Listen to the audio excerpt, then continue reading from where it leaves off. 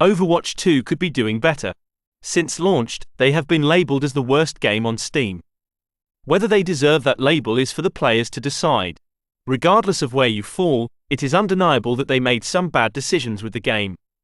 There are over 150,000 reviews, and most of them are overwhelmingly negative. One must wonder how long Steam will take to delete and hide some user scores. Overwatch managed to go from a game of the year to one of the most despised games on the internet. It is hard to imagine how quickly they managed to fall. Although I have played far worse games, it is easy to understand the disappointment players express with this title. It is not the gameplay that angers people so much, but rather the broken promises. Blizzard made many promises leading up to the launch, only to completely give up on most features and modes. To say that Overwatch 2 overpromised would be an understatement. Although the concept sounded exciting then, most knew it sounded too good to be true. Blizzard stated that all new story missions would be released alongside the PvE mode. They said there would be all new skill trees and creative ways to customize your heroes by playing these story modes. After the release of the game and forcing people to upgrade from the previous installment, they just stated that it was too hard to deliver on these promises and scrapped everything. This decision should not be underestimated. The only reason why a sequel could be justified was due to the new stories they promised in PvE. Without it, the game is a broken version of the original Overwatch. By now, Blizzard is likely regretting the decision to launch Overwatch 2 on Steam. Before the release of this game, they used to only release their titles on Battle.net. However, due to the drop in popularity for this one game of the year, it felt logical to open it to a broader audience on more platforms. The game's director responded to all the drama by stating that it was disappointing that they were being review bombed by players. However, despite the backlash, he insists that the game enjoys a massive boost in new players. The game director responded directly to the dissatisfaction of the players by stating, "Although being review bombed isn't a fun experience, it's been great to see lots of new players jump into Overwatch 2 for the first time.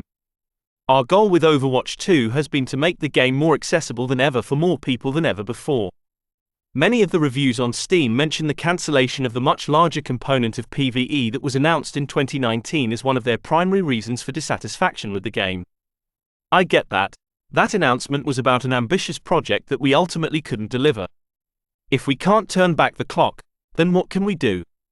We can keep adding to and improving Overwatch 2. That is how we move forward.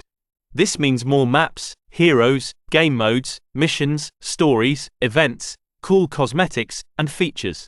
An ever-expanding, evolving, and improving game.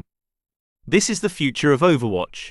One where we will continually create and innovate on what is making the game great now for the players who are playing now. The first question players have is why Blizzard could not deliver on their promises. They are a large enough studio to pull this off if they wanted to.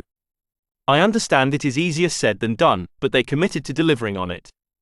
Blizzard continued to promote these new story modes for months after they knew the decision had already been taken to cancel everything. This was done intentionally to bring more players on board. Although they did not do this for game sales as the upgrade was free, they still did it to force old players over under false pretenses. People bought skins for Overwatch 2 because they were excited about PvE. Blizzard likely made millions with this broken promise.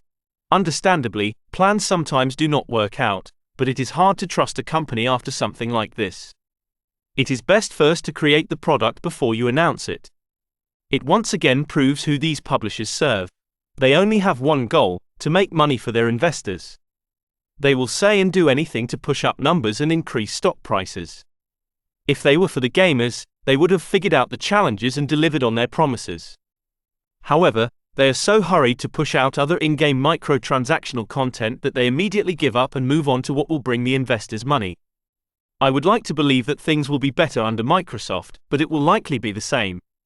Since Xbox Gaming has many studios under them, this might be a bit better, but they also have a reputation for overpromising and broken launches. Sadly, I do not see things getting better. It is hard to justify a sequel for Overwatch. Usually, games like this only enjoy a little success when they decide to do a new release. When gamers look at the current state of Overwatch, there is nothing that could not have been added through updates and DLC to the old version of the game. However, one justification came in the form of hero missions. Without it, Overwatch cannot justify the two next to the game. Blizzard will have a hard time winning the fans back. The game director stated in his interview that they would try adding new things to improve Overwatch. Sadly, you cannot simply cancel your most considerable promise and try to move forward by stating that you are working on adding new content. What you should do first is deliver on the promises you made previously before making new ones. Blizzard managed to ruin people's expectations of what this game could have been. It might be too late even if they work to fix the issues and improve the user experience. The gaming experience is competitive, and people move on quickly. With all of this said, this game does still have its supporters. There is nothing wrong with still enjoying the game and playing it.